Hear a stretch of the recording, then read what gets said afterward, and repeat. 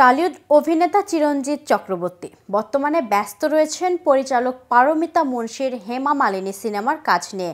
সম্প্রতি বাংলা সিনেমা ইন্ডাস্ট্রির নানা দিক নিয়ে কথা বলছেন বর্ষিয়ান এই অভিনেতা। আলাপকালে ইন্ডাস্ট্রির একটি বিশেষ দিক নিয়ে বিস্ফোরক মন্তব্য করেছেন টলিউড অভিনেতা চিরঞ্জিত। কিন্তু কোন গোপন তথ্য ফাঁস করলেন তিনি? নিজের ভাবনায় ইন্ডাস্ট্রির কোন বিশেষ দিকটি চোখে আঙ্গুল দিয়ে দেখিয়েছেন চিরঞ্জিত? এ বিষয়ে বিস্তারিত থাকছে প্রতিবেদনের বাকি অংশে। আর কেটিভি শোবিজ থেকে আমি ইফাত আর মিথিলা রয়েছি আপনাদের সাথে। চিরঞ্জিত মনে করেন বর্তমানে বাংলা ইন্ডাস্ট্রি বাঁচাতে তেমন স্টার নেই যাদের দেখে সিনেমা হলে হবে দর্শকদের উপচে পড়া ভিড়। ক্যারিয়ারের দীর্ঘ সময় প্রথম বছরে 7 থেকে 8টি সিনেমার কাজ করলেও এখন বেছে বেছে কাজ করেন চিরঞ্জিত। এ মুহূর্তে পরিচালক পারমিতা মুন্সির হেমা মালিনী সিনেমায় কাজ করছেন এই অভিনেতা। চরিত্রের নাম ধর্মেন্দ্র। পেশায় হোমিওপ্যাথি চিকিৎসক। দক্ষিণ কলকাতায় চলছে সিনেমার শেষ অংশের শুটিং। কাজ প্রসঙ্গে চিরঞ্জিত সংবাদ মাধ্যমকে বলেন, হেমা মালিনী সিনেমার গল্প শুনে পছন্দ হয়ে গিয়েছিল, তাই আর দেরি করতে পারিনি।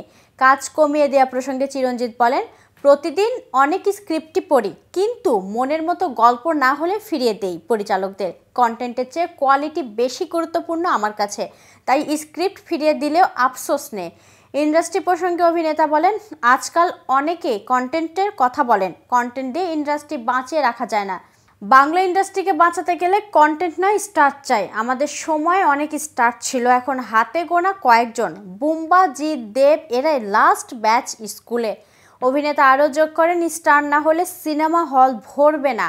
স্টার দেখেই বাংলার দর্শক সিনেমা দেখতে যান। দর্শকের অধিকাংশ কন্টেন্টের আগে গুরুত্বপূর্ণ দেন পছন্দের টাইগারদের। ভারতের হলগুলো নিয়ে আক্ষেপ করে চিরঞ্জিত বলেন, শুরুতে 700-র কাছাকাছি সিঙ্গেল থিয়েটার ছিল, এখন সিঙ্গেল স্ক্রিন বন্ধ হয়ে সংখ্যায় দাঁড়িয়েছে হাতে গোনা। রমরমিয়ে চলছে মাল্টিপ্লেক্স, যার টিকিটের মূল্য আকাশ ছোঁয়া। চিরঞ্জিত আরও বলেন, সিনেমা দেখতে এখন আর টিকিট কেটে সিনেমা হলে যায় না, সিঙ্গেল স্ক্রিনেও সিনেমা দেখা হয় না। তবে থিয়েটার আমি সবসময় টিকিট কেটে দেখি। আমাকে আমন্ত্রণ জানালেও টিকিট কাটি, কারণ থিয়েটারকে বাঁচানো আমার একটা দায়িত্বের মধ্যে পড়ে।